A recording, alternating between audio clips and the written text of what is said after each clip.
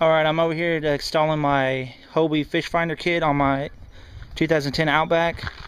So far I have my mount set up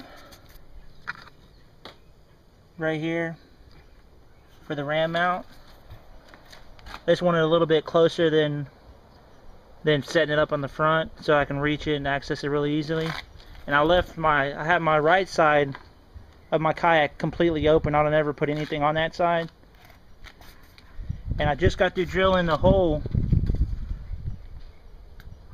right here for my wire to come through for the transducer.